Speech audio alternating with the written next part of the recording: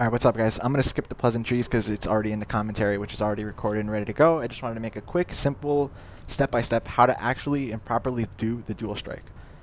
Okay, that's it. Wait for these homeboys to get a little closer. Alright, here we go. F1. See how the camera went a little bit screwy like that? That's how you know you did it right. Let's do this, just for a little bit of damage reduction. F1. F1. You have to hit F first and then quickly follow up with hitting your Havoc strike key, okay? F1. Well, that was like that. Wow, how did that work? Okay. Let's get covered a little bit. Alright, so. Oh, hey, buddy. Hey, buddy. Alright, F1. F1. Hope I'm not doing that, saying it too fast. I'm trying to say it as I do it, you know? Alright, F1. Let's see if that works. No, see, it didn't damage him. F1. F1. F1. Don't hug me, oh my god. Oh no, where is he? Okay.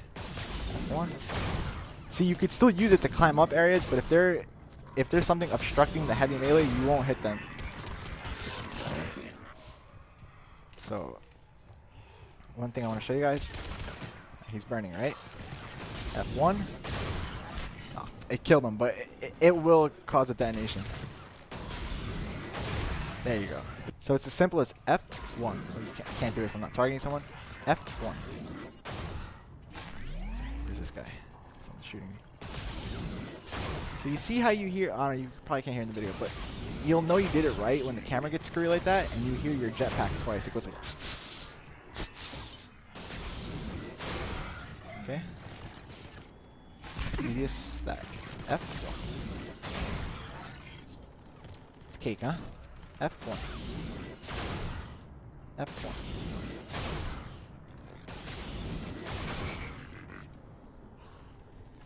It's cake. It's cake. You can do it. Anybody can do it. F1. F1. So easy. So easy. F1. Okay, F1. So you hold F, and then there's about a half-second window where you can hit the one and the Havoc strike. Imagine that you're starting the heavy melee and then you're Havoc striking out of the heavy melee. Try to envision it like that, okay? So you hold F, and then let about a split second go by, and then hold 1. So hold F, split second, hold 1. Alright, I'll see you guys. Good luck. I'll see you in the commentary, actually. Bye-bye. Alright, what's up, gentle people of the Mass Effect 3 community and beyond? Today I'm going to do an extensive guide of the Turian Havoc, right? I had recorded, oh, let me lower this actually. I had recorded a Turian Havoc gold gameplay, you know, with full group, right? And I wasn't too happy with it because I had just learned how to dual strike and wasn't too happy with how it came out. So I decided to do this. I was soloing a gold, and for those who are curious, I got up to weight 10 and then I got fucking phantomed, okay? So random too. Anyway, I got staggered into it, but anyway, okay, so here we go. Some key terms to note. What is dual strike? Dual strike is when you heavy melee and Havoc strike simultaneously, and literally dual strike not just because of the animations of both, but you actually hit with both. And a dual strike trigger. Now that's not like a term. I'm just making that up. That's the move that you're going to use to trigger the dual strike. You could do it 2 ways, but for all intents and purpose, you're only going to be triggering it with your heavy melee. You could trigger it with the Havoc strike too. You can do the dual strike within Havoc strike range, but then you won't make contact with the enemy. It'll like lurch you over to them. It won't do the full, you won't close the whole distance of the Havoc strike or to the mob or whatever, to the mook or whatever you're charging, but you know, you'll still get the immunity frames and everything. So for both attacks to hit, for the true dual strike to work, you need to be within heavy melee range. And Havoc strike and dual strike will both hit. Now, what's the benefit of doing this? If you could see right now in the video, as I'm doing this, I am not incurring the cooldown of Havoc strike, but I am retaining the immunity frames. On top of that, I wasn't sure if the when you Havoc strike, you could detonate tech explosions and fire explosions and all that kind of crap, right? I wasn't sure if you would still be able to do that if you trigger the Havoc strike with the heavy melee first. and you actually do. There's a few mobs I shoot them and then I do it and I get the fire explosion. And if the fire explosion works, then I'm just supposing that the weapon slash melee synergy aspect of Havoc Strike will work. I'm assuming if, you know, the fire explosions detonate from doing it. Which means that in a couple times the Havoc Strike I think hits first and then the melee after, so a few times I had killed the guy with the Havoc Strike, which means he died before the second hit could hit him. So the Havoc Strike is still hitting, so I would assume that you are still retaining the benefits of melee slash weapon synergy. There's my phone, forget it. Let me just turn that up. Okay. Playing this way is quite often going to put you in a really messy situation, so grenade capacity is an absolute must. That went without saying anyway, but the thing is that pissed me off with this character is that I would want to take the melee gear, not, you know, the equipment, the one that's permanent, whatever. I wanted to take the melee gear, but I couldn't because then I only had 2 stim packs, and the stim packs on this guy are godsend, okay? The way I use them in the video, I don't use them for damage buffs. I use them for, oh my god, I lost my shield buffs, okay? And that's the way that I recommend you should use it. Occasionally, you know, you could use it for, like my stim packs, I didn't take the last evolution. My build is really weird. I'm going to put it in the end of this video. It's strange. You know, you guys might not like it, but for the way I built my guy, it works. It's a good balance of melee damage and weapon damage. But the thing is, there are a lot of variations you can make. Like, I'm using a Matic because I wanted to keep my cooldown high, because I was, at this point, I had just been testing it out, and I wasn't sure, you know, sometimes you'll mess up, you know, and you'll hit Havoc Strike, and you know, you might miss your melee key, and then, shit, you have a cooldown. But, I mean, if you get good at doing this, and cooldowns aren't going to be a problem, if you could see, I never have a cooldown unless I screw up and only Havoc Strike. Then if that's the case and you get really efficient at doing this, I'm sure you could use a Harrier or whatever you want to use. What else do I need to know over here? So not having the melee damage equipment, gear or whatever, isn't so bad, because since when you dual strike, you're hitting them with 2 attacks at the same time anyway, you're still doing pretty significant damage. Once I have martial artist up in fitness, I'll one-shot nemesis and all that kind of crap. So it's not bad at all. It's pretty good. Doing this on Platinum is risky.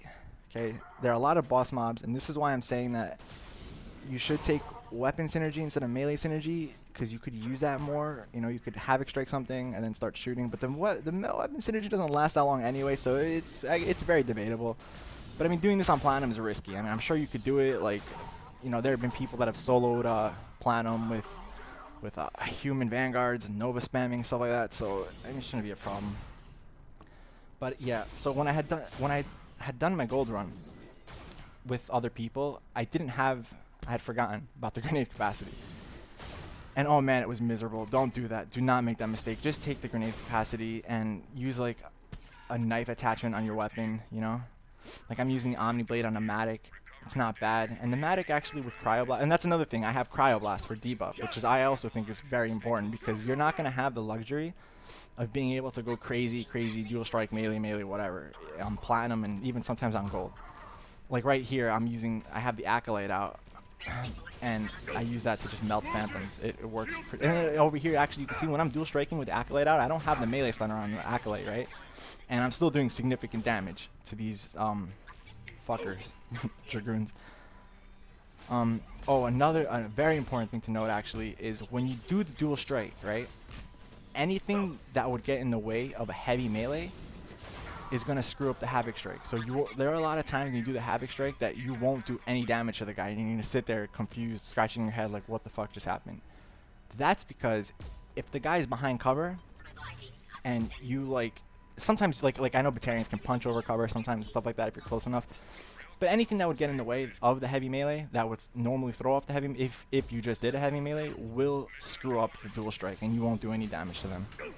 Because like, you have to reach them with the Havoc Strike, and you have to be in heavy melee range, so the heavy melee would technically reach too.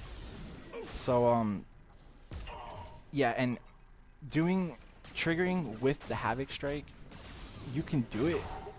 I mean, there's no real point to doing it. you'll get the cooldown of Havoc Strike, and I don't really see much of a difference what to do. I mean, at first I thought you might have to do that sometimes if you want to get like some of the benefits of Havoc Strike, like detonating. But since I figured out that you'll detonate even if you trigger with a heavy melee, there's really absolutely no reason to ever use it that way. Now, of course, you could always just Havoc Strike if you want to clear a whole distance and get away from something, you know, because if you do it with the heavy melee, you're not going to clear the whole Havoc Strike distance. It's going to stop you a little bit early. A little bit farther than the heavy melee distance, but it's a little bit, you know, obviously it's like kind of like a bug, so I don't know if this was intended. I highly doubt it, but it's a very, very fun aspect of this character, and if they ever remove that, it's going to suck so bad. I mean, I guess that's pretty much it. I hope I didn't ramble too much in this, you know, guide. I'm going to go into the build soon. After, you know, I'm going to let this play out, and then I'm going to actually have to record it now. I'm going to go open up my Mass Effect 3, and I'm going to go over my build. Let me just do a little, while this is playing, let me just do a little run through, make sure I got everything good.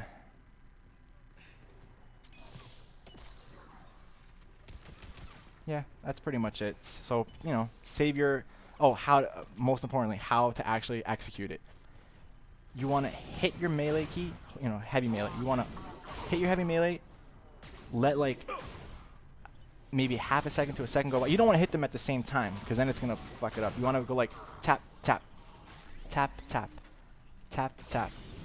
Right? You want to let a little bit of time in between the melee and the Havoc Strike.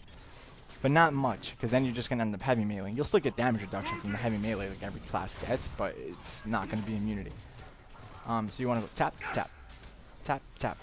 Or like tap, tap. You know, it's like just hit your one finger and then close the other one down. Well, this is for PC, so I smash my one finger on F, I go tap, tap, tap, tap. Anyway.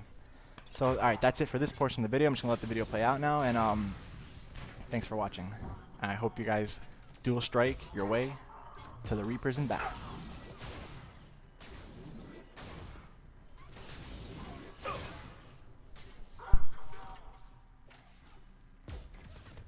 Shields down!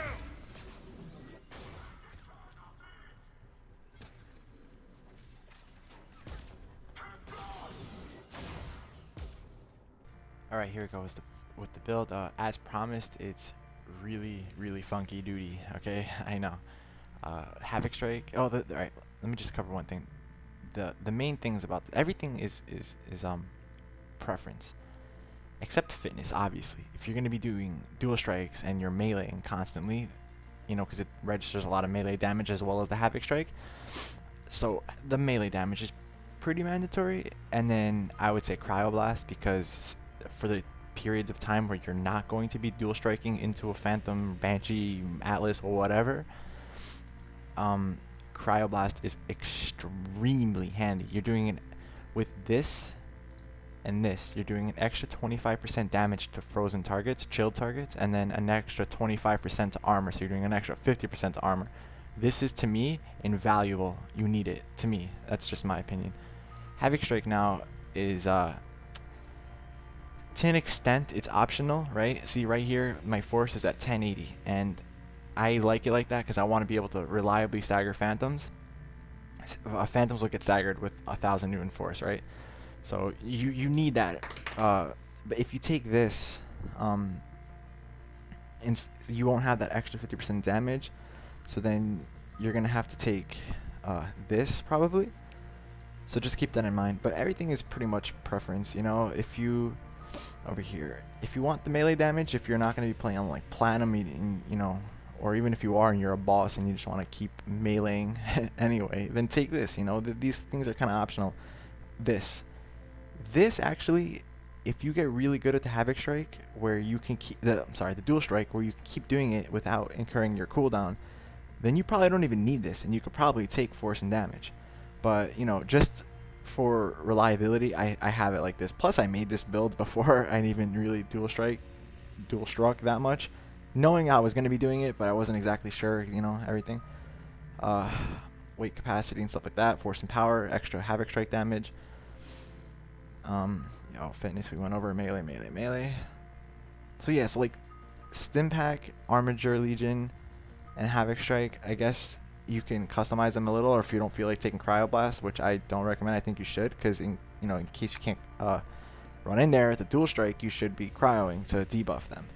So I mean, it's real simple. Like I know this build is really funky and it's gonna put a lot of people off, but hey, I mean, to each his own. You know, it's preference anyway. Just try to keep Havoc Strike above 1080, and if you do want to Havoc Strike a Phantom to stagger her, don't dual strike it. It's a little bit wonky when you dual strike it, and it doesn't always stagger them. So it's like the same kind of problem the Batarian Vanguard has, and you charge and then connect with a heavy melee right away. This is the same thing. It won't stagger them all the time. So just keep that in mind. So if you want to stagger her, just Havoc Strike normally, which is where having a shorter cooldown would come in handy. But anyway, that's the thing. Hope you guys enjoy it, and I hope you guys can pull it off reliably and efficiently. Alright, see you guys. Thanks a lot. Bye-bye.